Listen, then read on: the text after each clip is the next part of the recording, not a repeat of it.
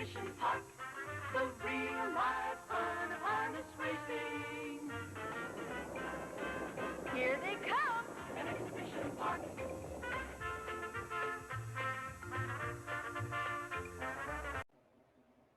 Welcome to the newest episode of the History of EPR Podcast. I'm your host, Scott Bernard.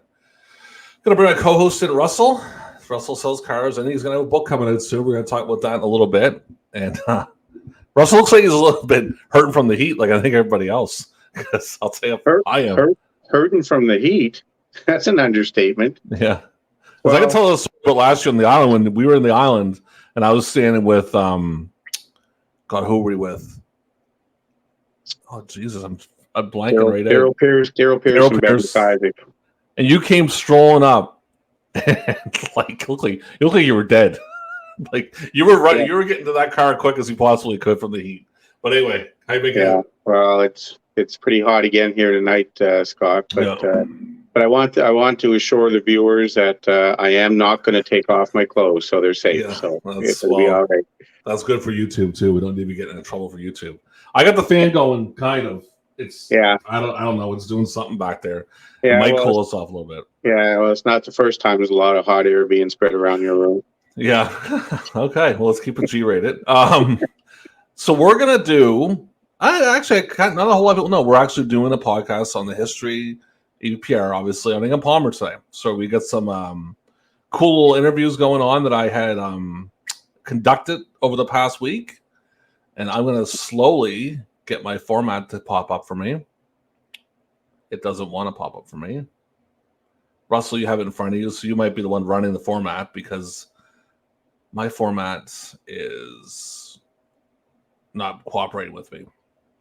Yeah, we were just. I think we were going to start off with talk about Ingham's background and past a little bit. I talked to, not to cut you off, I talked to his daughter, Ruth, and this would have been Ingham Palmer's 90th birthday this month. He would have turned 90. So only 2 years older than Aubrey Wood. Don't forget that. Aubrey's still going at 88. And also, it's been 20 years since he passed. It would have been last month, 03. And everybody said the same thing. It doesn't seem like 20 years, but time flies. Yeah. I'll tell you, like, when I started doing this, I mentioned this to other people. When I first got my first tape to do, through Brian Foster, it's been 3 years now. And I put it in, I hit play, and I heard Ingham's voice right away, like calling. It was an 85 card. And it just brought me back to being a kid at that racetrack. And just, it's Ingham. He's the man. Okay. Like, that's the way it is. Yeah. So, all right. So where do you want to start? Did you want to kind of jump right into, like, your first memories of Ingham? I guess I kind of told mine, and you can tell yours.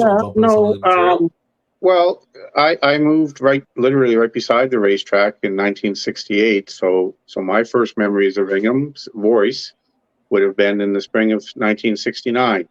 Mm-hmm. And then there was times going over to the grandstand and hanging over the fence. And Ingham's voice has always been, in the background, certainly of my childhood and younger years.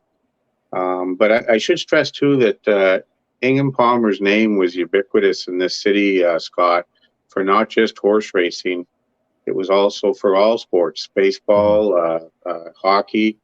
I know that, of course, he wrote in the newspaper. He had his own Sunday morning sports show on radio, and he was a sports announcer for radio. But because I think of the popularity of harness racing in the 1970s, that's where he really became a household name in this city. There's a lot of stories, and I share a few of them in my upcoming book, but people would literally be glued to the radio listening for the race results because not everybody could make the racetrack to do their betting. Mm-hmm. So they would send out their numbers with other people, and they'd be glued to the radio hoping to hear their number come in and see if they got a big win because, if they were at work and their exactor came in and paid $112, that was like winning the lottery back then. Yeah. So he really generated a lot of excitement in the sport in this city. Yeah, definitely. No, I was born in 78, so I didn't get to experience that. I came around in like 83, 84, and still, tail end of the real. I was there for the winner's accolades air time frames. So, yeah. So, did you want me to hop right into the 1971 Alexander that we have here? Do you want to go right into that? Yeah. It's so interesting that Ruth was able to hang on to that, because I remember, and I knew that existed, because after that night, they would play that audio of that race a few weeks after the race, and even I think the following year, maybe, Really? because it was such a big upset and a new track record. So yeah, go right ahead, and then So after I'll share in a little bit about it. Yeah, we have 2 heats here. Tell us about this a little bit, Russell, before we jump in, because I mean, you know about it because you're 107, but not everybody knows about how this worked in 1971. Like, how does this go? Yeah, they would have 2 heats, which was somewhat common back then, and it was tough on the horses. And how they would determine the winner was your finishes. So if you finished first and fourth, and the other horse finished first and fifth, well, then you'd be declared the winner. And that's exactly what happened on this night. And if you both finished first and second, then they would determine the winner by who had the fastest time in their victory. Mhm. I was certainly glad when they got rid of it in 1973 for the Alexander. They did have it the following year in 72, Okay.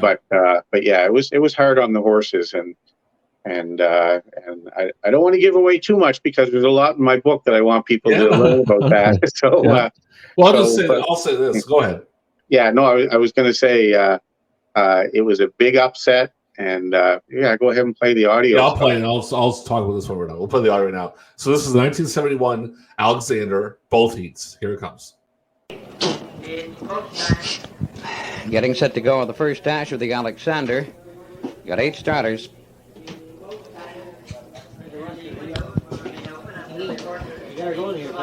Countdown 3, 2, 1. Here they come. They're off, and it's Firebolt with the lead on the inside. Chief Command up on the outside. He's racing a second. Victory Creed moves up and along the rail. He is third, and True One on the far outside. Going 3 wide. He is fourth. Then behind him, it's Mays, Randy, Senator George, Colonizer, and Harold's Son trailing on the outside as they drive up to the quarter. And it's Firebolt with Chief Command going after him on the outside. They're neck and neck now, and it's Chief Command on top as they drive past the quarter pole. Firebolt is racing a second. The quarter in 29 and 3, and it's Chief Command cutting it out. He's leading by 2. Firebolt racing a second. Victory Creed is a third. True One racing fourth. Mays Randy in along the rail now was fifth. Then it's Harold's Son and Colonizer. And Senator George trailing far back as they come driving through the stretch, racing to the half. And it's Chief Command pacing out on top.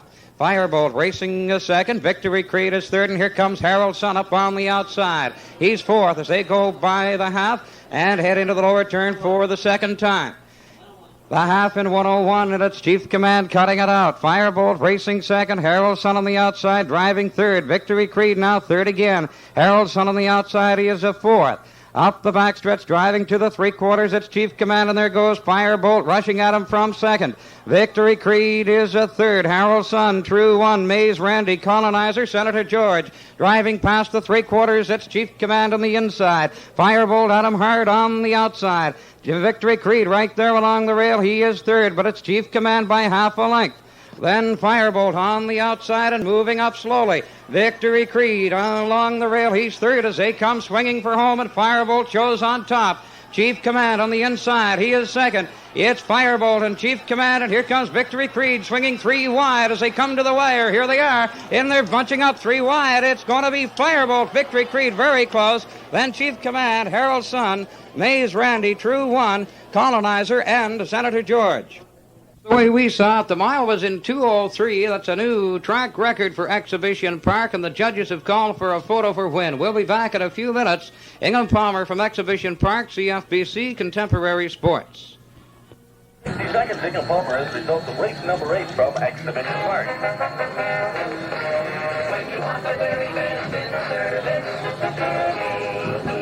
Gamble L-Y, and the guarantee that tells inside is cheap. Kelly Car Service at the Golden Mile. John Kelly doesn't care about that barricade on the Golden Mile. Neither does Pete Fenway. They might have closed the Golden Mile, but they can't close Kelly Tire. Actually, you don't have to go through the barricade, folks. You can scoot around it and cash in or crash in on Kelly's Barricade Breaker Special. Deals like $8.25 home seats, 625.14 or 775.14. White walls installed, only $15.95. Premium for... Now we're getting set for the second dash of the Alexander Memorial. Countdown, 3, 2, 1.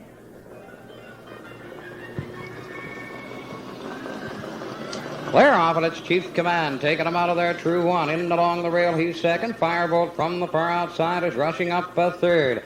Then Harold Sun along the rail is a fourth. Victory Creed on the outside is fifth, and Firebolt goes driving for the lead. Chief Command has it on the inside. Now it's Firebolt on the outside. Chief Command along the rail. He is second. True one is racing a third. Harold Sun is fourth, and Chief Command is moving on again on the inside. And Chief Command is now on top as they go by the quarter. Firebolt backing off to get in behind him. He is racing a second. True one is a third. The quarter in 29 and 4. It's Chief Command pacing on top. Firebolt racing second. True one. Then Harold Sun. Victory Creed.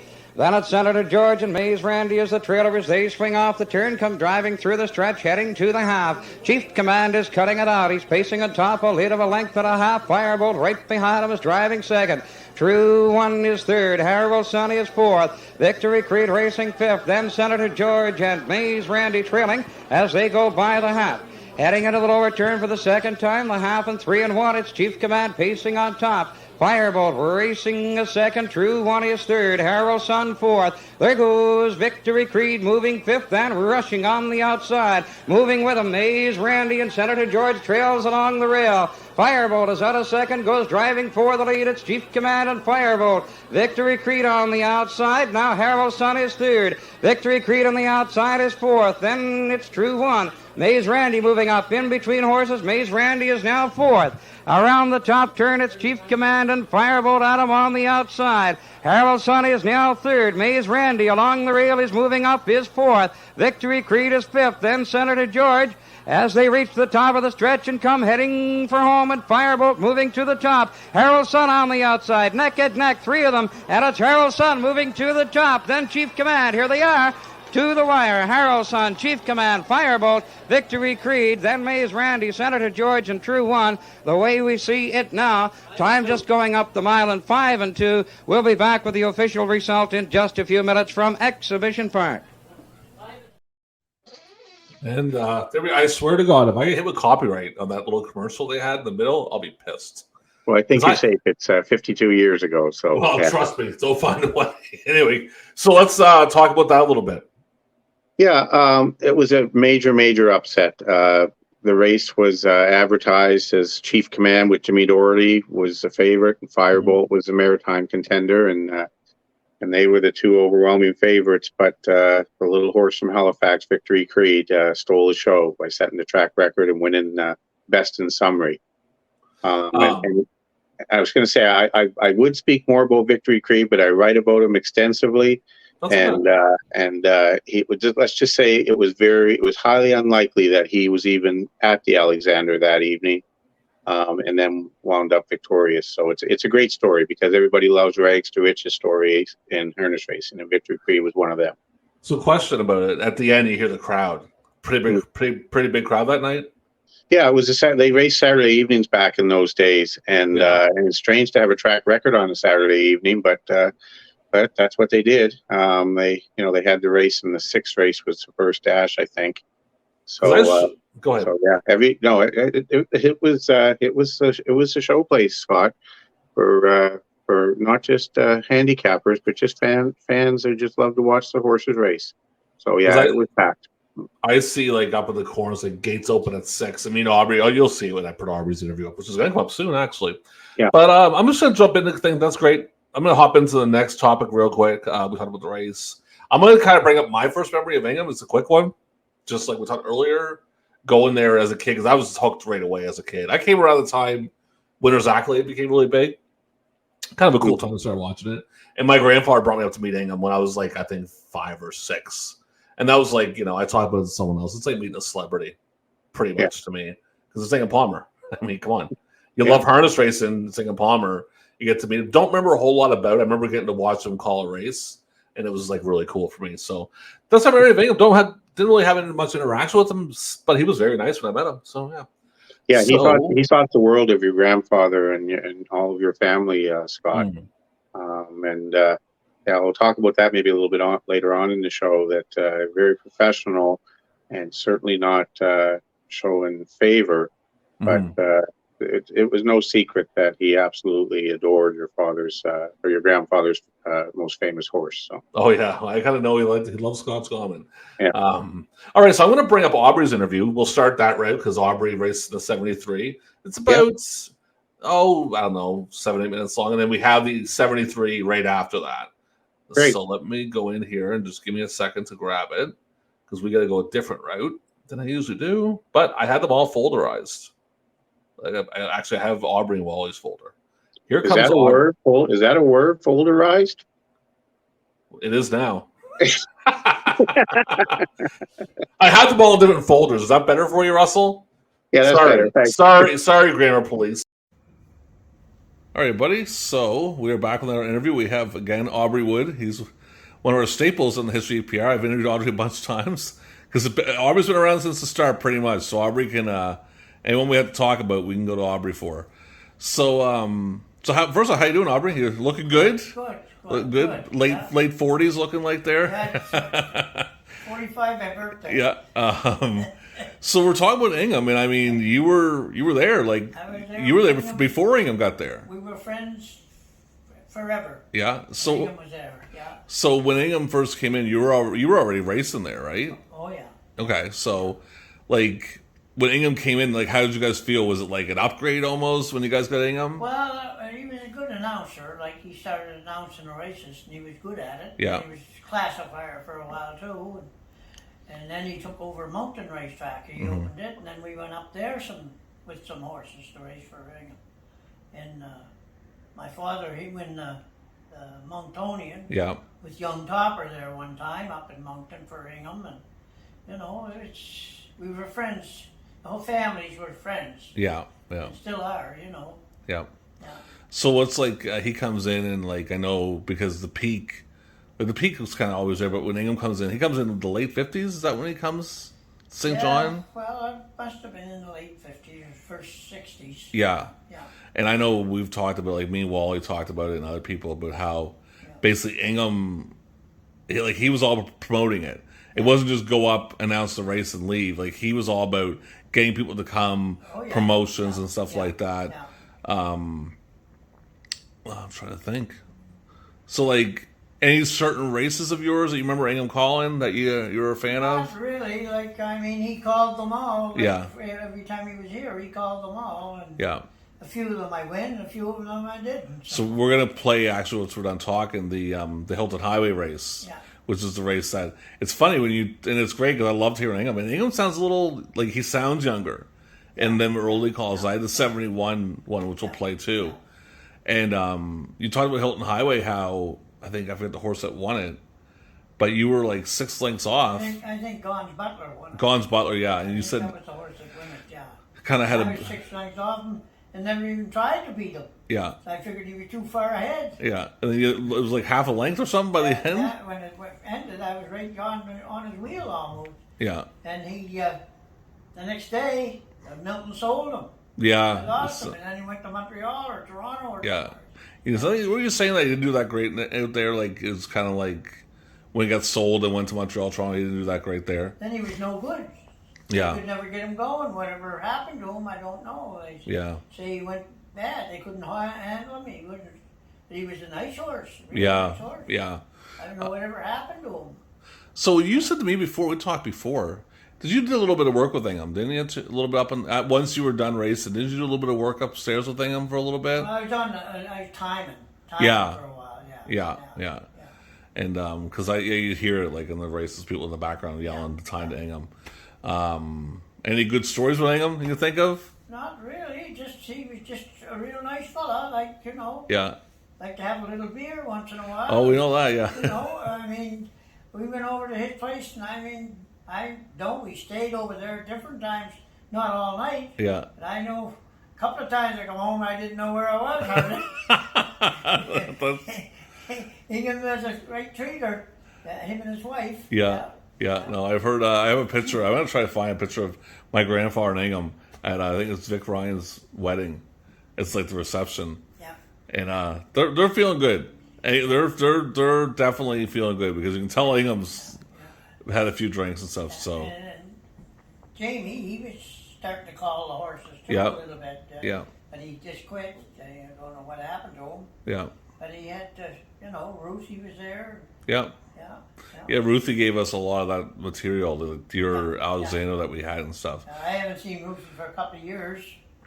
Yeah. David and Jamie, and I just haven't seen them, that's all. Yeah, it kind of happens. I mean, especially now with the track being gone, it's Yeah, tough to yeah. find everybody now, right? But no, that's great, Aubrey. That's great. I appreciate you coming on and telling a quick story about Ingham. Yeah. And once the next part of this, we're gonna play the Alexander, and it's actually funny. I mean, I'm kind of like veering off a bit towards something else. But when I was found your Alexander and I was like getting ready to put it together, I went and looked at some clippings of like the day before, and they raced it on was it a Friday night they used to race it? Was it Friday night or Saturday night they used to race? Saturday, probably. It was a night race because they were Saturday saying night, yeah, it was that night, yeah. they were saying like thing I found funny was like gates open at 6. Yeah, yeah. And it's like, was it that crazy back then that like people would be waiting at the gates to get in before they opened? Back then, like, in front of the grandstand, we had a big grandstand there in the Yeah. upper rack. And I mean, in front of it, you had hardly room to walk. There Yeah, was that many people at the grandstand. Yeah.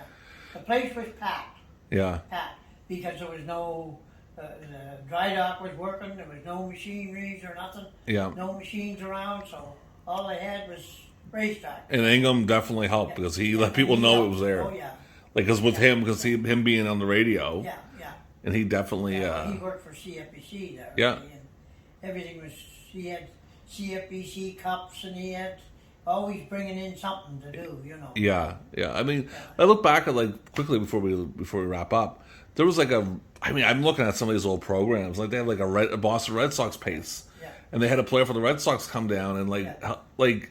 Is that more Caldwell or is that Ingham or is that kind of both of them working together to do that? Well, that was Caldwell and Ingham together, yeah. Yeah. They had Bobby Howe. Yeah. He was in the grandstand. And That's wild, eh? Like, Yeah. and that goes back to Ingham, like, and trust me, I'm not going to compare myself to this man because I'm nowhere near it. But I know, like, kind of being a little gutsy, like just saying, you know what, I'm going to go to these people and ask if they want to come in, and maybe they'll say no, but like they obviously didn't. You got Bobby Hall and stuff hanging out in the grandstand. But he got them, like he brought them in, and Yeah. I mean, between him and Caldwell, it was a going concern. Oh yeah. St. John was a live spot, Well, like it's like I've interviewed multiple people, like the McIsaac family, where Francis would come down every Wednesday Yeah, oh yeah. and drive home and then come back, and I mean, I kind of look at like, I know it's a different era now. I mean, it's a lot different, but I mean, I'm going to throw a shout out to CDP because I look at Charlottetown. They're not where like the level that St. John was at, but they're still at a pretty good level. I mean, they're pretty popular. Yeah. Like Charlottetown gets people from all over going there. Oh yeah. Kind of like how we were, Yeah. like I'm going up to Summerside this week, and it's like, be nice if we just had it right down the hill. Like, but anyway, anything else you want to add, Aubrey, before we go? Not that I know. Okay, buddy. Very much appreciate you coming on, and enjoy your evening. I know we got you set up in Woodstock here. You're going to watch them races. Watch them races. And the comfort of your own home, and it's not plus 43 in your house, so and same for me. So anyway, thank you, Aubrey. Really much appreciate it. Okay, Scott. Thanks. All set to go with the 14th running of the Alexander. A field of 7 for Skeeto from Sydney has been scratched. 4-Leaf with Phil Pinckney. Simac Frank with Frankie Daniels. Hilton Highway with Aubrey Wood. Adios June and Bobby Stevenson. Franz Joseph with Blois McPhail. Gons Butler with Emmons McKay, and Analyzer with Joe Gogan. 7 starters. They're at the top of the stretch. Here they come. They're off, and it's 4 lead with the lead. Adios June goes racing for it. Franz Joseph on the outside into the turn. It's 4 lead, but Adios June, she's winging up for the lead. 3 wide. Franz Joseph on the outside. He is third.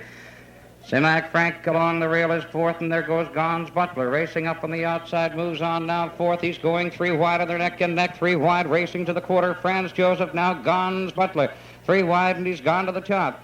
By the quarter, Gons Butler and Franz Joseph. Barrios June racing third. The quarter in 29 seconds. Into the top turn, Gons Butler on top by 2. Franz Joseph racing second. Barrios June is third. Four Leaf racing fourth. Then it's Simac Frank. Hilton Highway and Analyzer trailing as they come off the turn, driving through the stretch and racing for the half mile. Gons Butler cutting it out. He's leading by 2. Franz Joseph is second. Arios June is third. Here comes Hilton Highway up and rushing on the outside. He's racing now fourth as they race on by the half. Heading into the lower turn for the second time. The half in 101. Into the lower turn for the second time. Gons Butler pacing with the lead. Gons Butler, Franz Joseph, Barrios June. Hilton Highway on the outside shows fourth. Four Leaf is out driving fifth. Then Simac Frank and Analyzer starts to move now from the rear of the pack. They're racing for the three-quarters. Gons Butler under an urge. He's moving out on top at 2.5 now. By the three-quarters, Gons Butler but 2.5. Franz Joseph, Hilton Highway is driving a third. The three-quarters in 1:32 and 1. Gons Butler by 2. Franz Joseph, Hilton Highway. Adios June along the rail. She's racing a fourth. Four Leaf, Analyzer, Simac Frank, and they're heading home. It's Gons Butler on top now by 3. Hilton Highway driving second. Here comes Analyzer up on the outside. It's Gons Butler, Hilton Highway, Analyzer, and here they are to the wire. Gons Butler by half a length over Hilton Highway. Analyzer third. Franz Joseph, then Four Leaf, Adios June, and Simac Frank by the three-quarters in 1:32 and 1. Just waiting now for the time for the mile. 2:03 and 4. That's it unofficially. Back in a minute from Exhibition Park. Ingham Palmer, CFBC Contemporary Sports. All right, we are back. I apologize for the static.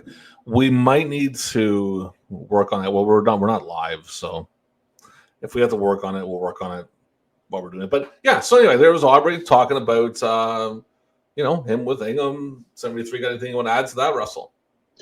Yeah, it was kind of Gons Butler's redemption at St. John after what happened in his match race, but he was the best that day. And I know Aubrey talks about he was just kind of racing for second, and Gons Butler had a pretty good lead, and thought if he'd have chased Hilton Highway a little bit sooner, he might have caught him, because right at the wire, Gons Butler started to tire, and he might have. But it's down in the books now. As Gons Butler is the victor for Emmons McKay that day. So that was the first one. Go ahead. Sorry. Yeah, no, that was the first time they had a single dash for the Alexander Memorial, and it's so much better like that. Yeah, it is, and a great field too. Four Leaf from Phil Pinckney and a couple of other Halifax horses, and of course one of my favorite girls of all time, Adios June. So yeah, great memories in that race as well, Scott. Yeah, and the thing is, like you're saying about the single dash. I mean, I get double dash as a thing of the past, but it's just so much better with this because there's more hype to it. I know as a kid, like waiting for like the Alexander Provincial Cup, the hype for the race was just big, right? So, oh, very good. I got the next interview coming up now. I'm going to try this. If we get real bad static, we might have to audible something. This is one with Wally. Bear with me. Good. Yeah. And if I have to, we'll just edit if something screws up. But I'm going to try it and see what we do. Because if we get static on this one too, I might have to figure something out. Let me go grab that file. Here we go. This is one with Wally. All right, buddy. So we have another interview regarding Ingham Palmer. We have a very special guest today. And this man was very well known in EPR and also Saratoga and Florida and basically anywhere else to race horses. This is Wally Hennessey. It's nice to have to come on with us this afternoon. So I'm going to bring him on. How you doing today, Wally? I'm doing great, Scott. Doing great, Thanks. buddy. Thanks for coming on. I really appreciate it. When you mentioned about this, to come on about Ingham Palmer, it was kind of like a no-brainer for me. I'm not sure how many people you asked, but I'm positive that none of them would refuse to come on. Oh no, they were all very happy. Yeah. So, kind of jump in, like your memories to start. Your memories of Ingham, like you came down to the EPR. What you came down to 78, 79? Maybe a little before that, Scott. I'm not sure the exact dates, but of course Ingham was already there when I was, let's say, from the mid 70s, maybe a little later, right? Yeah. But Ingham was already there. I knew of Ingham Palmer Yeah. Well, the first, you know, when you would ask me about this, the first thing that came to my mind, you know, Ingham Palmer, and I thought, like, you know, okay, you know, what can I say that would do this man, um, put a tribute to this man, you know, for who he was and what he was, and I think that the best thing I came up with was how lucky were we in the harness racing industry to have Ingham Palmer. I mean, the man turned his hand to anything. Like he loved sports and he broadcast all sports and covered all sports. But his passion, I believe, and his love was not just being an announcer at several racetracks, but the horses and horsemen themselves and the people that he was meeting through that industry. And I thought, like, yeah, how lucky were we to have a guy like that, Ingham. And when you have somebody that is that great, and then they either leave or pass on or whatever, where do you go from there? Because you had the best. Yeah. You know, what we all try to do in business is get better, no matter what we do. We all want to get better, but when you've already been to the top, Yeah, it's hard. there's only one place to go, you know. Yeah. So, you know, didn't matter who was going to come behind this man, they weren't going to be Ingham. Yeah. Sure. And you know, I knew, you know, himself, his family, they were just tremendous people. He was an easy guy to like, Scott. He was not only his voice, how it resonated, like if people were chatting during the races, not during the races, in between races, whenever Ingham's voice would come on, everybody just go silent. Yeah, that's true. They'd want to listen. They'd want to listen to whether it be his call or an announcement he was making. Like everybody would be, it'd just be like, whoop, somebody hit mute. And Ingham would, and then when he would announce a race, like you got to remember, he didn't have the technology that we have today. I mean, he had a set of binoculars and microphone. Yeah. Basically, you know, the sound wasn't like what we have today, but that's what he was working with. But like when he'd call the race, it was almost like a harmony, like a song. And it'd just go, and then it was over. But yeah, he's somebody that we were blessed to have. You know? So when you were in the island, like you grew up in the island, like Ingham was known because he's from the island, he's from PEI. So like, because I know for us right now, like me being a racing fan at the moment, it's Vance Cameron. Like he's the guy. Vance Cameron's the man. And we know in St. John and every other city in at least the Maritimes, probably around North America, it's Vance Cameron. So when you guys were growing up in the island, because Ingham was he was in Moncton to start and he was down in EPR. Was it known? Like I said, it's like a different time. It's not like it is now where we could just watch it on TV. You had to go. Yeah. But did you guys know back then as kids that Ingham was that good? Well, I'll tell you how we knew, Scott. I'll tell you how we know Ingham. What was the radio station that he broadcast? They were coming across live. Oh yeah, Shannon told me last night. NBC, CF, not. I know what you mean. He'd do the results. He would do the results on there. Yeah. Yeah. Well, the best way to get that transmission wasn't in your home because we didn't have the technology we have today with radios. They couldn't pick up the transmission, but your car radio could pick it up if it was in the right area. Yeah. Well, we'd be listening. We'd go in their backyard listening to Ingham Palmer's calls or his results. Because before I got there, my brother Jody was there. Yeah. So we want to know how he done. And that was the only way we could find out. It wasn't like we have today. Yeah. And then another big part that Ingham played, I know it was Doug Harkness that started up the Atlantic Post Galls and whomever his partners were, Yeah. business partners and whatnot. But the first fellow he reached out to, Doug, was Ingham Palmer. Yeah. And when Ingham would ask for ads or do a column or ask somebody to write a column for somebody, you couldn't refuse the guy. He was one of those guys that, like if he asked you, the way he came across to you, there was no way you were going to say no. So he was vital in so many parts of the game, not just as for being a race caller, promotions. Big. I go back to when the provincial cups were first starting going, and he was kind of like, he was employed there, but he had his own job, but he was employed by my father-in-law, Doug Caldwell. And between the two of them, Doug made the greatest hire that he ever made in his life with Ingham. When we started up the provincial cups, like, we were getting horses from the New England area. Jimmy Doherty, a native St. John guy, he was in that area, but he of course he would come, but he was able to entice other people to bring horses from New England, and at that time that was unheard of. Mm-hmm. But nobody would refuse him, and he was able to know other people, to get people to I wouldn't call it donations, but sponsorships. Yeah. Through who he was and what he done, and through radio.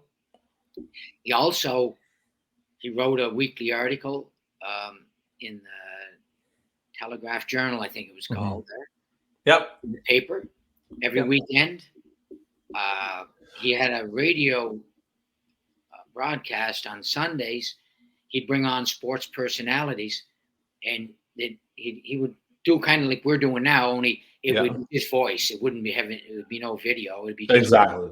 Yeah. And then he never missed a Sunday interviewing somebody from harness racing, and that was all free. Yeah. That was free promotion for harness racing and for Exhibition Park, and not just Exhibition Park, all of Atlantic Canada. And that was another thing that people would tune into every weekend. So big, huge part of the success that we enjoyed back in them days. Oh, and he was like, his voice, like you said, like I was telling everyone's going to hear the story like 19 times after I interviewed everybody. But when I originally started doing the tapes over again, Brian Foster came to me and said, I have a tape, I want it done. Cool. I threw it in the VCR and whatever and set it up. And the first thing I heard was Ingham's voice. And that just like flashes me back. And it's just like, it's almost like a warm feeling. I go back to being like a 6-year-old at the track and seeing all the guys. And Ingham, like, he was amazing, unbelievable, and very nice man. I met him once when I was really little. My grandfather took me up to see him call a race, and I'm like, 7, 8. I'm just like, I'm in my glory, But well, so I guess you were in the presence of royalty because he was a people's person. Yeah, and he was honest too. Oh, he was he had a lot of different adjectives or whatever you could call them, but that was his biggest thing was if Ingham, not only like if he asked you, you couldn't refuse him, but if he gave you his word, that his word was his word, and he never went back on it. And go ahead. And he had the backing too at that time of the Exhibition Association, Doug being his boss, but Doug would have to go to the Exhibition Association, get all these things approved. But I don't know the ins and outs back then, but I don't think very many times they got turned down, when they wanted to do something that would promote the harness racing. I know when I first got there, like there was nothing they wouldn't do there was buses coming and going, dropping people off. Yeah, the city train. Yeah, I heard that story. Yeah, they come from Moncton, they come from Fredericton. And the kitchen, positives going on at that time, but of course he was the man. I see in the background there a little where you got the picture of him with he needed the binoculars. And that's what he had: a set of binoculars, a set of earphones, and a microphone. I have that. Yeah, he didn't have no TV in front of him to show him this or that. He had the odds board in front of him. To see what was going on, but he didn't need anything. Later in life, there when he'd get up there and he'd first come on the mic, it'd sound like he was out of wind, like like he was out of breath because he went up the staircases or whatever, and he was such a people's person. He was always last minute because he couldn't bring himself to draw himself away from people to get to his job. Yeah. But he knew he had to get there at a certain time. So he was always right to the last minute. Like, he's saying, I'm going to be here today. And of course he's already there, but he's just not at his location yet. Yeah, that's fine. He'd get there and you'd say, oh, poor Ring's not going to get through this first race. Boom, here he goes. It was just like a person that stutters that sings a song. They don't stutter when they sing a song. Well, Ingham never took a breath when he announced a race. He just, he was. I'm going to say one thing about that, and I'll throw up the audio I have. I have some audio of a couple of your races Ingham called from the early 80s. I'm going to say one thing. I'm going to put up a video. The only time Ingham ever went quiet, well, that I know of, there's probably a few other times. You were in this race, was when the horse went through the fence back in 85. And I'm going to put that clip up. I have it. It's just Ingham, was I in there? I don't know, but I think you were in that race. Yeah, my father was in that race also. Was he? And I forget the horse. I didn't go through the fence, did I? I wasn't the one who went through the fence. No. It was Stevie Mason, and the horse choked up in the first turn. And it went right through the fence, and you hear Ingham because you can't see it on the video. And Ingham gets Rustling Master. That's the horse, Rustling Master. And Ingham says, Rustling Master's in trouble. And you guys come around. You guys are still doing your thing, and they come around the last the turn again. And you see the hole in the fence. The horse went through the fence, right? Yeah. And Ingham calls it, but I'm going to put that in there because like Ingham can talk through anything. But the one time that I know he went quiet, he went real quiet. And it was just because I talked to I think Stevie Mason. He was driving the horse. I think I talked to Stevie about it later or someone, and I asked, "Did you get hurt?" No. Horse was fine. Just went out on the road and came right back up to the barns. Yeah. He goes, I had to duck because the piece of wood was coming at my head.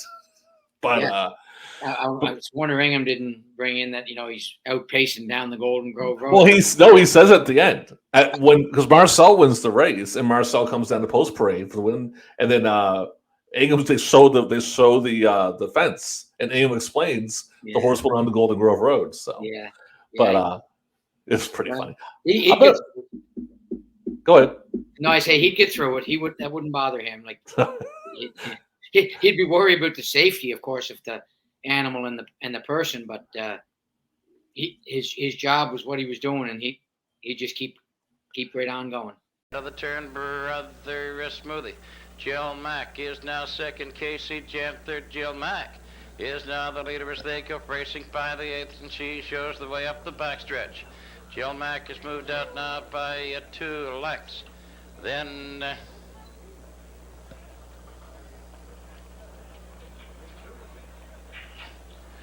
that's Rustling Master in trouble.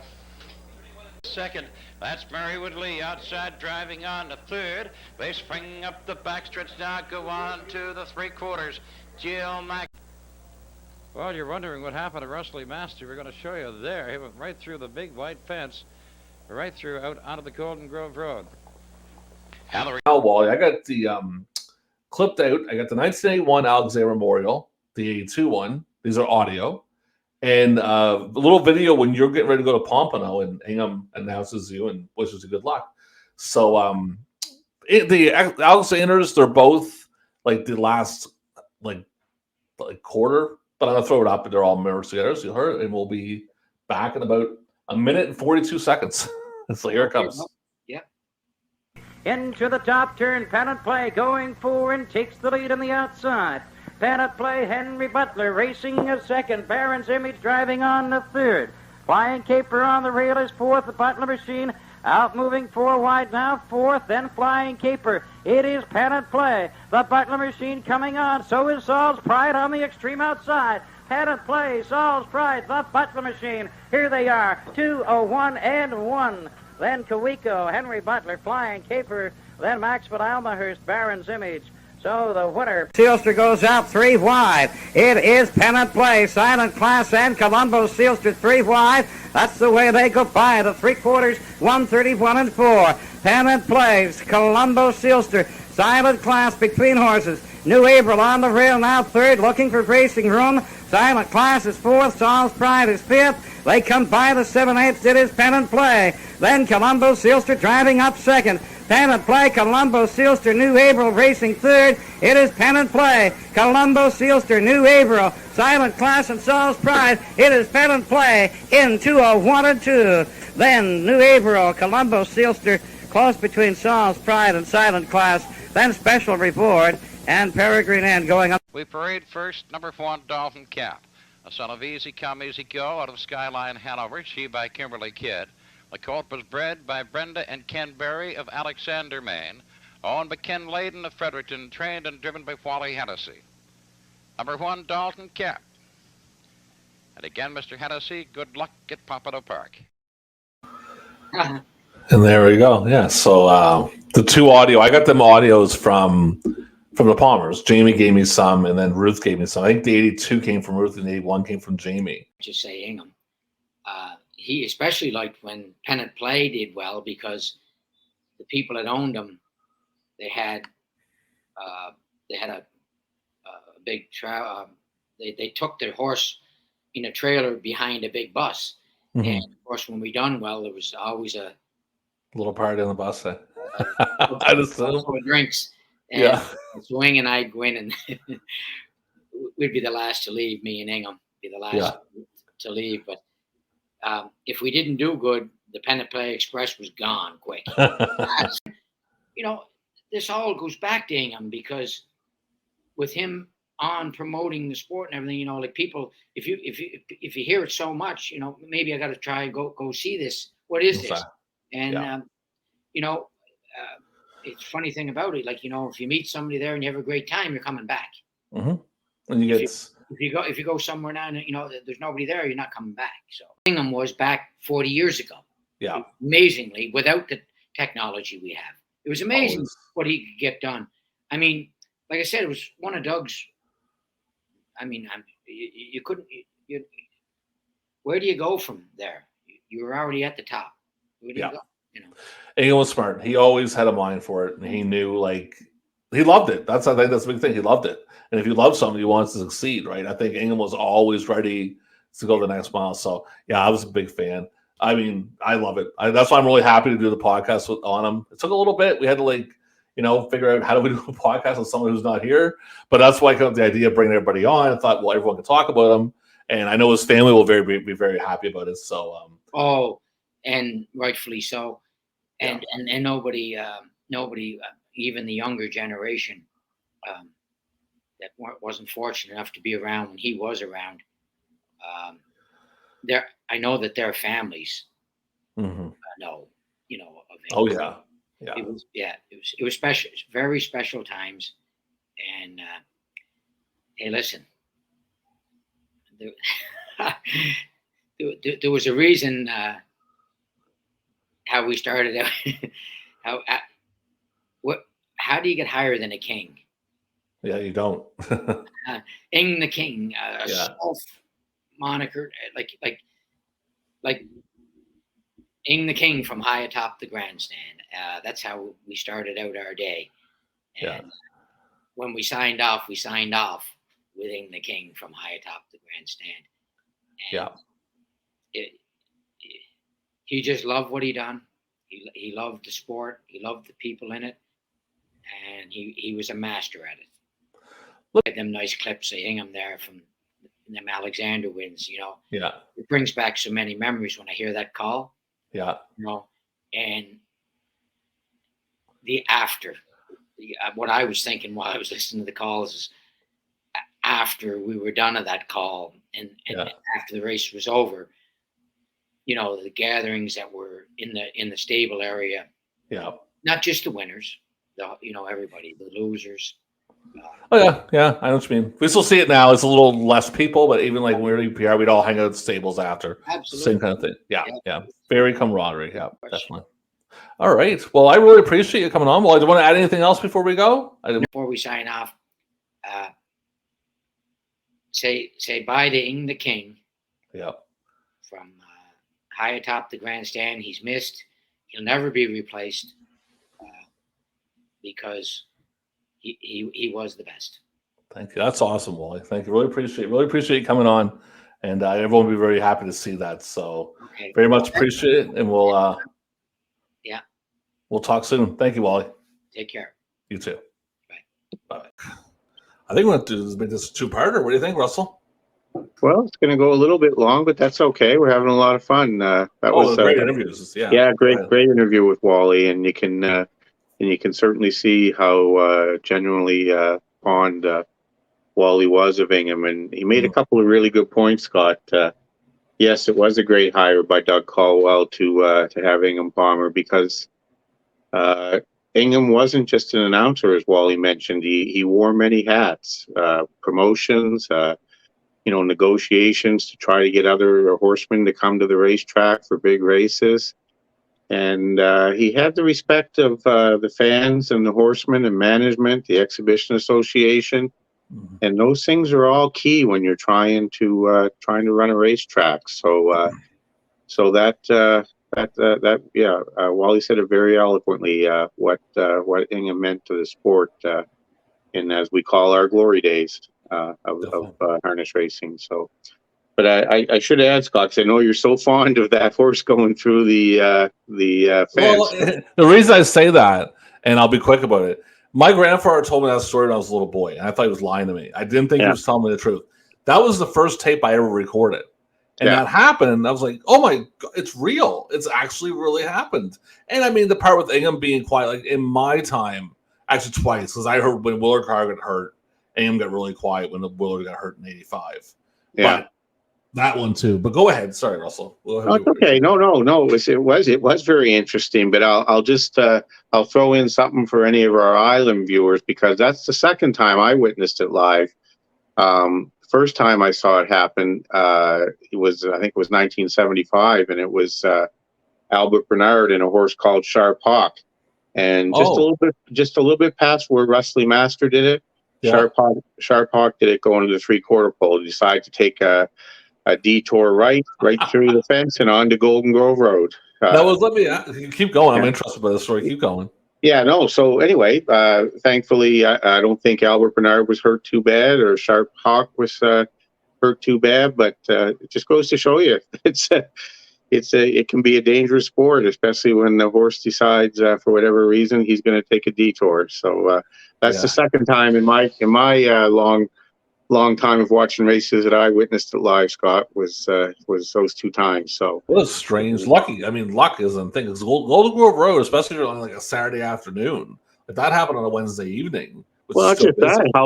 How hard that fence is. Both horses got banged up, I'm sure, but it certainly could have been a lot worse. So no. Russell Master came back. Russell Master came back because I did another tape later. And he wins. I'm going to bring up. Go ahead. I'm going to bring up real quick. I was just going to say, those Russells always come back, don't they, Scott? Yeah. So what I'm going to bring, actually right now, I'm going to stop the podcast. I'm going to bring up a quick clip for Governor's Plate that's coming up on this Saturday night. And I'll be there probably Friday night, definitely Saturday night. So remember, everybody, come and see me, say hello. I'll be floating around. I don't know. I'll be wherever. I'll be there. Just look for me. Can't miss me. Glasses short. You'll see me. And so I'm going to show a little clip for Governor's Plate coming up, and then we'll jump back into it when we come back in. The Governor's Plate has a storied history in harness racing on Prince Edward Island. Through the years, deserving winners and champions have been celebrated in Summerside. From the first edition in 1969 and every year since, this race is a must-see on the harness racing calendar. There's a brouhaha going on in the Governor's Plate. Boom!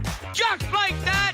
27 seconds flat. It is history. Two-time winner. Outlaw Positive Charge at Terry Gallant has done it tonight. New leader, Macapulco, in line to Barrio. El Front go! Governor's Plate 54, no plan intended for David Dowling. The Governor's Plate, proudly presented by Summerside Chrysler Dodge. Visit redshores.ca for more details. All right. So that is the Governor's Plate coming up this Saturday nights. As we're recording this afternoon, they had the qualifiers and they broke track record in Summerside. Pretty impressive. Yeah, I was tied up today and missed it, but I saw the results, and everybody in harness racing knows that when it's hot and humid, that's when they run their fastest, and that was the case today in Summerside. Yeah, great card in Summerside today. Really looking forward to Governor's Plate. Actually went for the first time last year with you and your brother and Peter, and had a lot of fun. And I mean, I like Gold Cup, but I'll say I kind of like Governor's Plate a little better. Not as crazy. It's still a good crowd, but it's not like you can't move crowd. Yeah, I absolutely love Summerside, and I'm sorry I'm not going to be there this year, but I love that little racetrack, and they've done a great job on not just Charlottetown and Summerside, the entire island. It's just so supportive of harness racing, and thank God for that. Yeah, it's a lot of fun. So again, people, look for me. I'll be around, and I'm going to bring up a little clip here, 30-second clip of Ingham, because not just all the stuff he did, obviously, was in harness racing. He was also on the radio. That's right. I found this clip on YouTube. The people, I can't remember the name of the page. I tried to get a hold of them. I couldn't get a hold of them. I had no emails, no Facebook, nothing. So I just took it. If you're watching this podcast, give yourself some credit. Put yourself in the comments. I definitely tried to contact you, couldn't. So I just grabbed it. So here's Ingham calling the sports on CNBC. In the NHL last night, Brett Hall scored 2 more goals to give him 83 of the season. Now the St. Louis Blues get by Minnesota 5-4. The Habs beat Hartford 3-2 in overtime. The NHL tonight, Chicago at Toronto, Boston at Quebec, Buffalo at Washington, New Jersey at the Rangers, Pittsburgh at Philadelphia, Vancouver at Calgary, Edmonton at Los Angeles. Nothing new overnight on the St. John Eagles protest in the New Brunswick Junior League Series with Cap Pelé, but there are indications all the administrators are going to turn a blind eye to. So there's Ingham calling the sports. And I'll say something about Ingham before we get to the next clip. When I was in high school, I had a friend that played hockey, and they had I forget this, it might have been St. George they had a big rivalry with. And something went down before a game, and it was like they did this little thing, and they had like dummies, and they were hitting the dummies with the sticks and all this stuff, and everyone had up in arms. And Ingham, I remember Ingham in the morning doing his radio. And Ingham was very honest. He didn't pull punches sometimes. He kind of stuck up for them. And I remember thinking that's really cool that he did that. Because everyone else thought it was such a horrible thing. And Ingham just said, well, it's hockey and it's the way that it is. And I can't remember exactly what he said, but he told what he thought was right. And I like that about Ingham. He's honest. Yeah. Well, he certainly had the experience to talk about hockey and baseball and all the other sports because he was so involved in them. And that's one of his key attributes. He understood administration, but he also understood athletes and players and fans, and again, interacted and had the respect of all of them. And that's so rare in today's world to be able to have that. So let's get into something before we get to the next clip. You have a book coming out, do you not, Russell? Yeah, we're pretty close to sending it off for print and getting the galleys back. That should be pretty soon, and we hope to have it ready for pre-order sooner than later. Want me to show the cover for everybody? Yeah, that would be great, Scott. Yeah, I really appreciate that. Looks good. Yeah, that's gonna be a good book. I'm looking forward to it.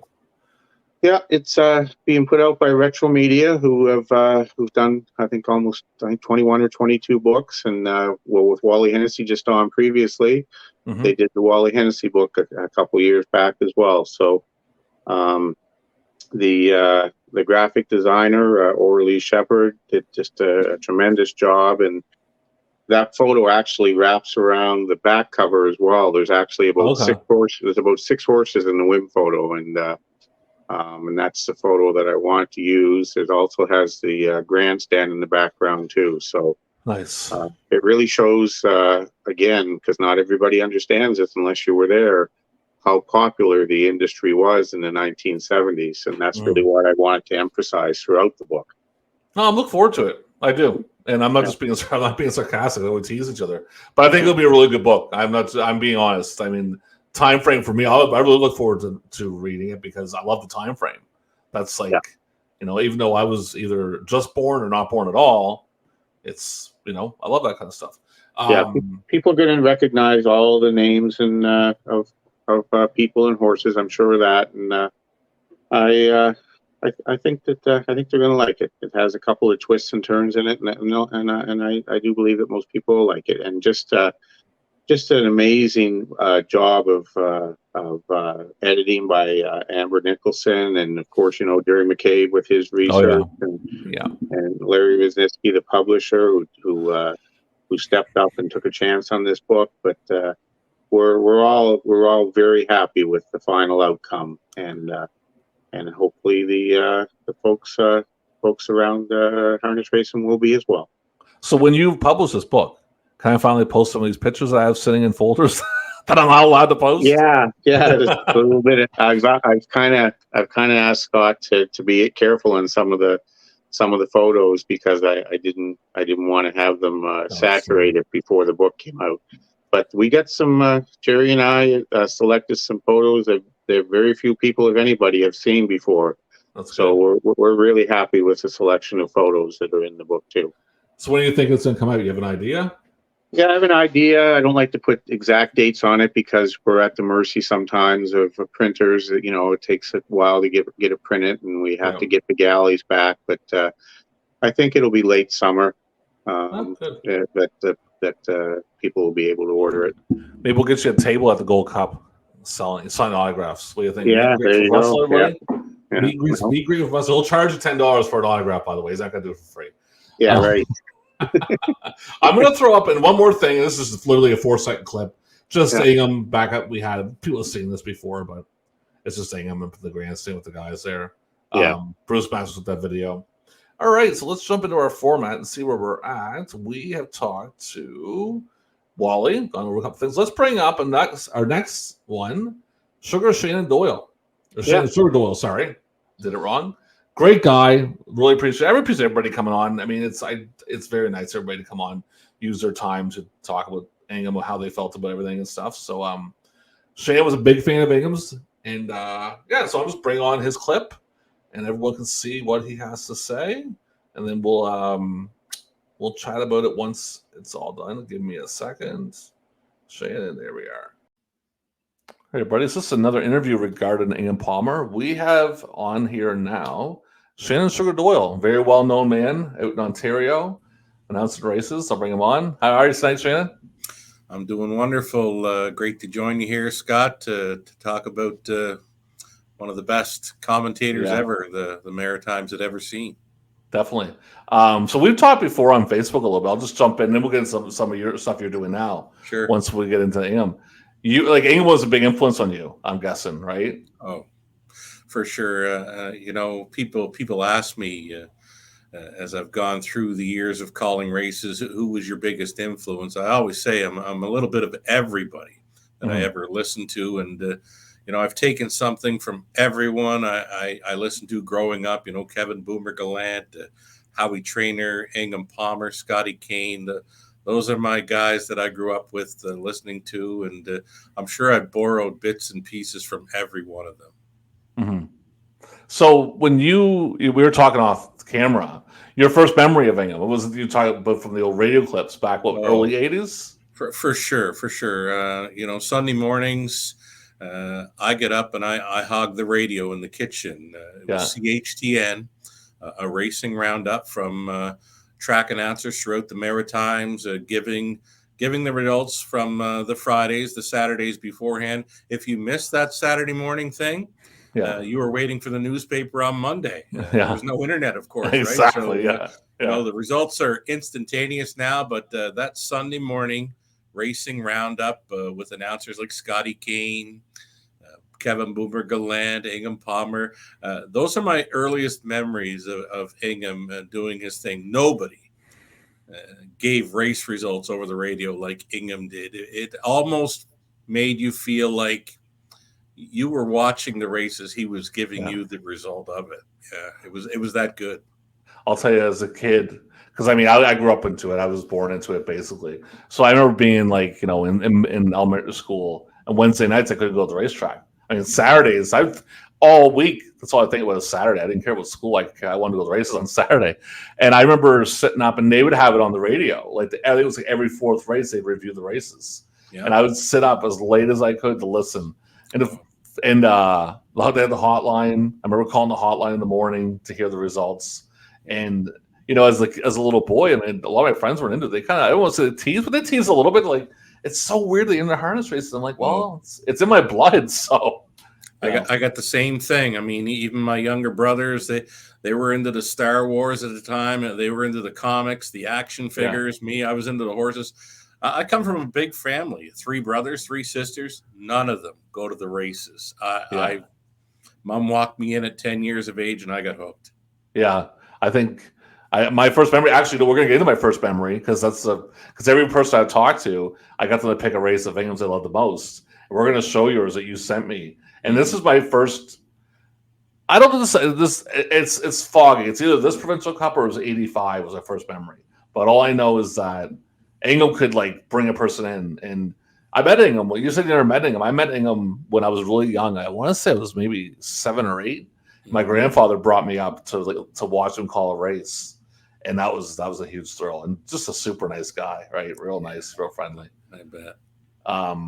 So yeah, I'll go into that race. So yeah. So do you want to background it a little bit? It's Provincial Cup '84.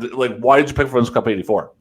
You know what? A number of reasons. You had some champion racehorses from the Maritimes there. One of those, every now and then a special horse comes along in the invite ranks through the 80s and 90s back home. I've always rooted for the underdog, always. Yeah. A horse that's really good has got to be really special to make me fall for him. I had one out west. The Alberta legend, that was Taj Mahal. Nobody could beat him when I went there. And I wanted to see him get beat. Yeah. He was just that good. They couldn't do it. They couldn't beat him. And, winner's accolade for me in the 80s was kind of like that. I wanted to see him get beat because he won so many of those big races. He was taking on the best of the Maritimes in 1983 as a 3-year-old. Yeah. And beating them handily. And then 84 came along and he wrote a lot of record books, broke track records at numerous tracks. And 1984 was probably his highlight season for the Maritimes, and him in the Provincial Cup and Ingham Palmer calling it just a thing of beauty. It is awesome. I'm going to throw it up here right now. And the one thing I'll say about this, and I've shown this on the page, this is the video I put the most on the page. I put it up every couple months. The thing I find pretty interesting, and I think Ingham talks about it, his microphone dies. So they got to go with the PA. But the best thing is you get the crowd. And we'll go over that. Because, I mean, that's I'm watching that going, that should be every race. Because I'll tell you, before I throw it up, I had a roommate I'm still good friends with. He's not a harness racing guy, like most people aren't, people that we know. And I was recording this when I first got it. And I'm like, oh my God, this blew my mind. I showed him and he's like, that's incredible. That's down there. He's pointing down the hill. He's living high men. I'm like, yeah. So it was like back in the day. But yeah, we'll throw it up right now. This is when I got the whole race from start to finish, and we'll kind of chat about it when it comes back. Here it comes. 7, top of the stretch. Winner's Accolade, Doug Walsh. Angel Shadow, Marcel Barrio. Daddy Warbucks with Henry Fillion, Staunch Avenger, Bruce Ranger, Supreme Jade, Eves Fillion, Malone Hanover, Wally Hennessey, Pearls Falcon with Mike McDonald, Ned Blue Chip with Mike Downey. Here they come.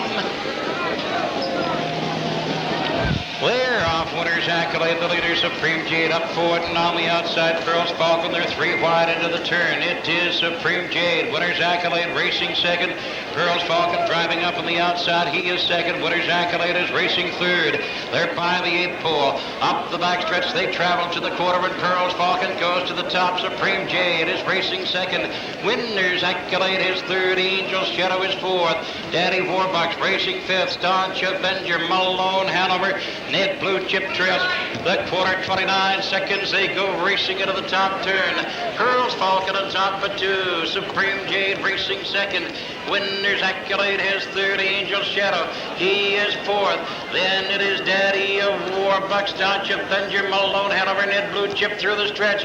Here they come, they're racing to the half. Pearl's Falcon cutting it out. Supreme Jade is second.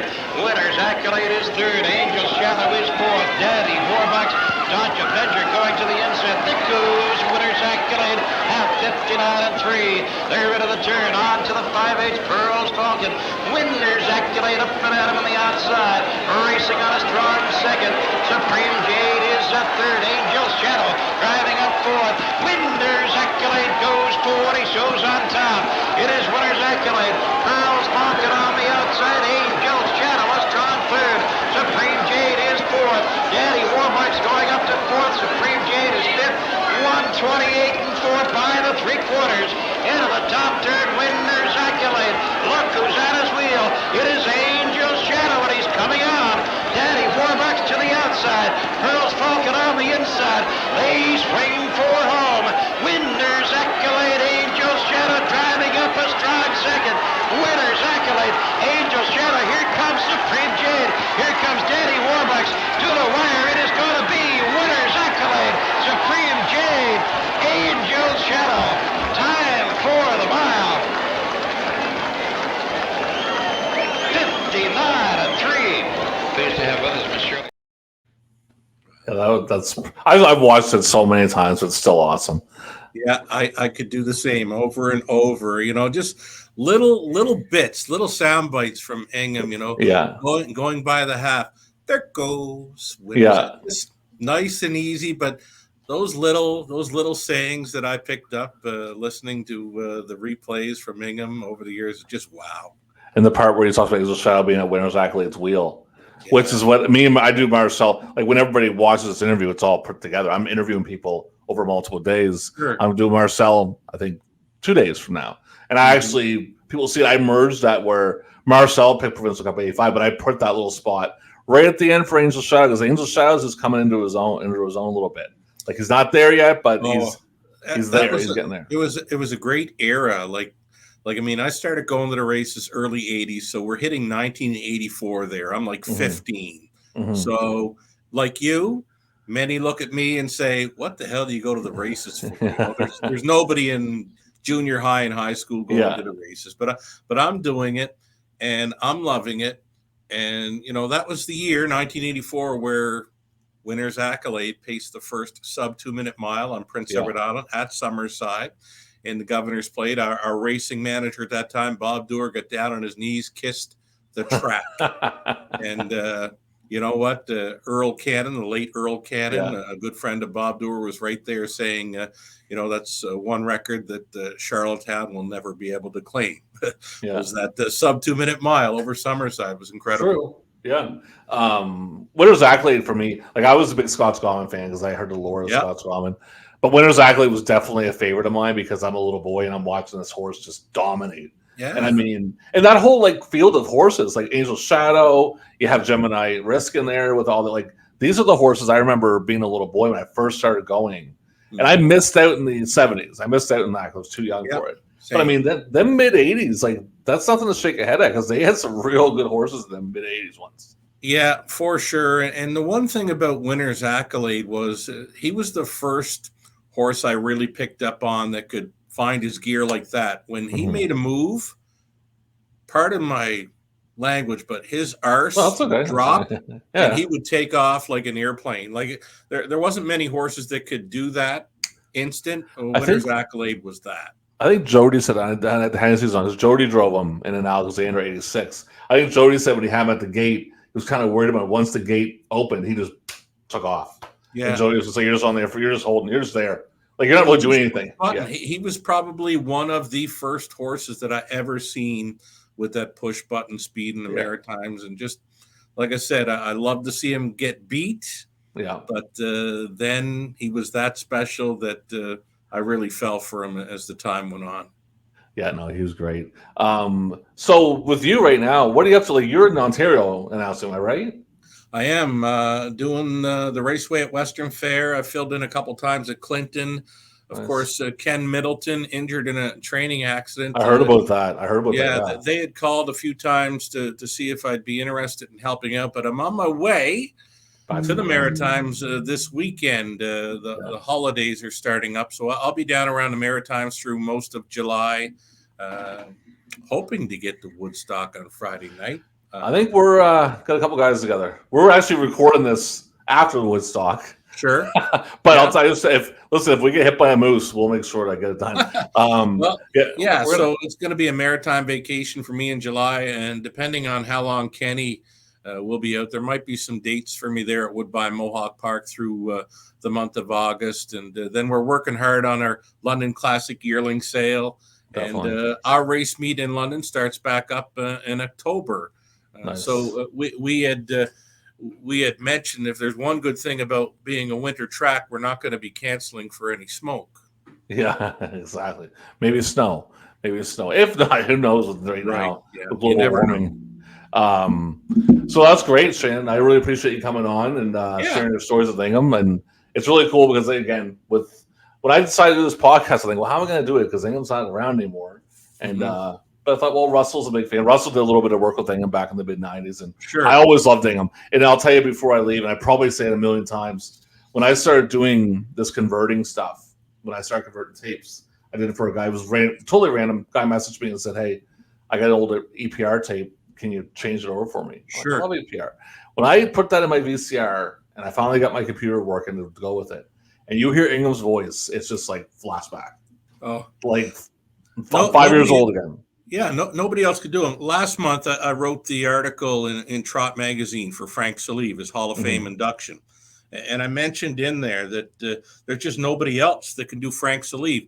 Yeah. Ingham Palmer is the same way. I've never heard anyone call a race like Ingham Palmer, sound like him before or after. He was so unique, and that's what I loved about him. Nobody else could have ever done Ingham Palmer. Definitely no. He was awesome. Yeah. All right. Awesome. Shane, want to add anything else before we leave? I think we're good, Scott. Again, thanks for including me in this. It definitely was one of my favorite race announcers in the Maritimes growing up. And like I said, there's a little bit of Ingham likely in my race calls. There goes. Very much appreciate it. So have yourself a good night, and we'll talk soon. And postcards are coming out on Friday. You'll see them 6 p.m. You bet. The big EPR scrapbook article. Yeah. We're gonna do the one. This one's the Alexanders. This is the Alexander. We see that one from the Alexander coming up on Friday. So awesome. All right, buddy. Thanks a lot for coming on. Take care. Thank you for having me. All right. Bye-bye. Oh. Another great interview and another great admirer of Ingham Palmer's, without question, Scott. I've never had the pleasure of meeting Mr. Doyle, but I know he's had a superb career with announcing and promotions in this sport.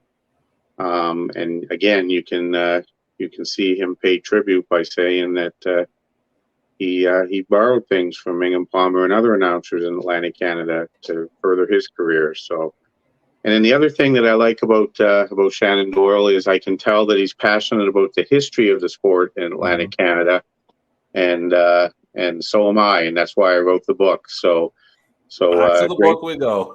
That's right. Another shameless plug, but no.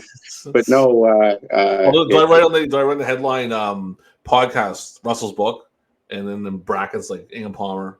Well, yeah, you could subtitle it that way, but no, he's Shannon Doyle is definitely passionate about the history of the sport, so that's great. But when you come back to that race, I wanted to mention a couple of seconds about Winner's Accolade. I kind of, the way that I wrote about it in my writing is, there was 3 horses in Atlantic Canada that kind of transcended the sport, and they were all about 10 years apart. Obviously, Andy's son for what he did, Power Baron for what he did, and then 10 years later, roughly, Winner's Accolade for what he did in Atlantic Canada. And the way Shannon described how the horse raced is dead on by by just like an airplane taking off is exactly how I remember him too. But he was Winner's Accolade was important for something else. So at that time, the sport was starting to lose. It was starting to hemorrhage fans and bettors alike.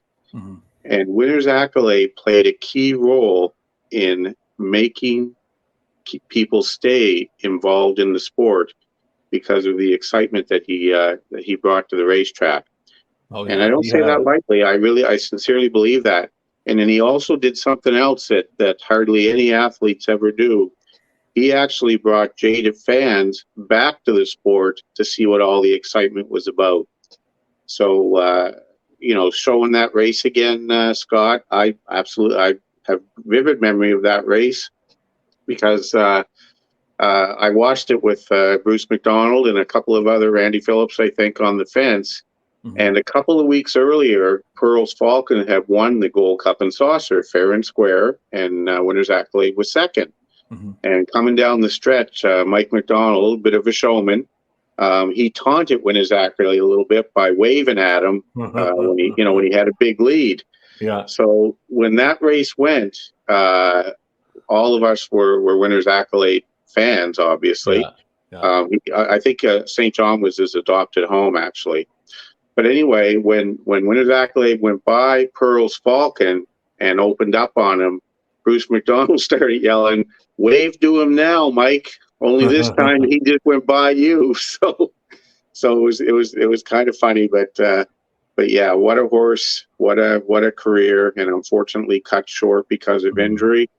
But arguably one of the most important horses in maritime racing was Winner's Accolade. I'll say this, and we'll get to the next thing where you get to be famous again. Yeah. As a kid, so I'm born in '78, and I mean I'm probably around there when I'm super young. But my first real memory is Winner's Accolade. Like I always loved Scotch Gorman, but never got to see Scotch Gorman race until decades later when I seen that video. And I loved Winner's Accolade. Like that was a huge deal when he came in. Like as a kid, and I think my first summer at EPR would have been like maybe 84, 85, them couple years where I was going every Saturday with my grandfather. And Winner's Accolade would come in a couple times a year to Alexander, Provincial Cup. And that was big. Like to me, that was huge. Like that was a massive deal that he was coming in to race. And I loved Winner's Accolade because that was a great horse, right? So not a bad first memory of EPR for me, Winner's Accolade. Not at all. All right. So we're gonna hop into a little thing here because this is the Russell Henderson podcast. Once we talk about Ingham. But this is Russell and Ingham working together in 1996. So do you want me to show the clip first? You can tell the story, or do you want to tell the story and then show? No, I'll tell a little bit of the story of how that happened after you show the clip. I think the clip you said, Scott's only about a minute long, isn't it, of us talking? 2 minutes and 16 seconds. Well, that's a lot. Yeah. That's about the same time the horses used to race that I used to bet on could go. So there you go. Well, let's bring it up. Here it goes. Contention right there. Did come on Russell to get a fifth. Yeah, she got a fifth, but after that break, she was more or less out of the race, and then to take on the fact that the 4-horse got a pretty cheap half. Brian's filly, the 3rd horse, is rough on the turn, and Toby's filly was rough on the turn. Harborview Nicky. Ball game over. It's all over now. Yeah, these 2-year-old fillies, they're expected to make some odd mistakes, and Phil Sauer's filly was much the best. She went to the front, followed the gate right out, and it was all over here. But we forgot to mention, Ingham, that she's a half-sister to Diplomat Katie and Some Nice Catch, and that's quite a family to be part of. Yes, out of Ketchup by Tar Porter. And I'll leisurely stroll down to the half, 104, last half, 2 and 4 for this filly. Offensive. Been charted in 4 and 4 last quarter, 29 and 4 last time out. Yeah, I was a little disappointed in Brian's filly right here. She got a nice 2-hole trip, but didn't have much coming home, and she seemed like she was a little bit rough, so that kind of tired her out, and it showed coming down the stretch. But Phil Sowers has everything under control here, off a half and 4, and he comes the last half and 2 and change, so there was no way to... Toby's with filly on the turn. We just missed it there, but she was going sort of sideways in the turn. Yeah, same way she was Saturday, and that cost her probably getting a 2nd place in there. Jody Hennessey's filly came a long way to get up for 2nd, though. She's one that looks like she could be improving every start. Phil has paced himself. See Toby's filly. Don't think they get a head pole on her. No, she doesn't have a head pole on. She's definitely getting her head around on the turns. And there's Stevie's filly. She's got into contention after that break, and she lost a lot of ground on that break. She broke well before the start of the race, and still managed to be right with the horses for second and third. Toby's filly's coming on, but then all of a sudden, well, she winds up third. No contest there for Offensive. No, an easy winner tonight for Phil Sowers. Offensive is on the offensive end of things tonight, winning 2:06.4, maiden record for. Now, for everybody who just seen real quickly, Russell, we're gonna bring that picture because I've got that picture. Like I had to screenshot that because Russell looks a tad. Yeah, I can't believe I actually looked that young at one time. Oh, the hair! What's with all the hair? Well, apparently Elvis had entered the building at that point. Yeah. Is that let's take that's no, we shouldn't tease. We're all younger. If I saw pictures of me when I was younger, we don't need to see that. Yeah. Anyway, so tell the story, Russell, behind that. How'd that come about? Well, it was 1996, and I'm sure it was Jerry Lowe called me up and said Ingham wasn't able to announce that week. His health was a bit of a challenge, so Andrew Cromwell was going to do the announcing, but it was exhibition week, and Ingham, of course, wanted to be part of it and was going to be part of it. So they decided to have him do the in-between race analyst. So they wanted to have somebody with them to kind of give our picks together or whatnot. So I was invited on, and I'd never done anything like that before, but I absolutely look forward to doing it. But it was good and bad, and I'll explain the bad in a second. But so I show up the first night at 6:30, and I went to the office, and they said, "Oh yeah, Ingham's waiting for you." So we walked into the old grandstand and the ground floor, and I started to walk up the stairs because I thought we were going to be doing it high atop the grandstand, and I had never been up there before, so I was really looking forward to that part of it. Well, it turned out she said, "No, follow me." And we went to the ground floor and went in behind where the pari-mutuel windows were. And I knew there were rooms back there, but I'd never been back there before. Well, the next thing I know, we're going down a hallway, through a door, through another door. It's like a pyramid or something. And I'm waiting for Boris Karloff dressed as the mummy to come crashing through a door or something. And anyway, we get to the last room, and sure enough, there's Ingham sitting at that table with the audio and video equipment. And I knew Ingham to see, and you know, he knew me because I was great friends with your uncles and everything, Scott. So and he was great friends with your grandfather, so he knew who I was. But he welcomed me, and I just had a fabulous week of handicapping the races with them. And also in between, when we weren't on video, we did what I like to do, and we talked about old great horses. Yeah. So I felt very, very blessed to be able to work with them that week, and it was all good. Now the bad is at that time in my life, I still would like to go buy a couple of tickets at the betting windows, but because I was back in that room for the entire program, I wasn't able to leave my post. Yeah. Well, wouldn't you know, that whole week, I'd never handicapped the races any better in my life. I think I picked like 8 winners out of 10 every night. And here I am back in the room, but that's okay. It was worth it. And I'm very thankful for that experience to work alongside Ingham, because as our previous guests have said, he was so gracious and so knowledgeable and easy to chat with. And I learned a lot and had just a real fun exhibition week in 1996. I only wish I looked like that now, but there you go. So we're gonna stop there. This is gonna end part 1 of our podcast. We have a long one, so we're gonna stop at part 1, and so and part 2 will be up tomorrow night. Just watch it live at Exhibition Park. Come on and live. transmission, park. The real live fun of harness racing.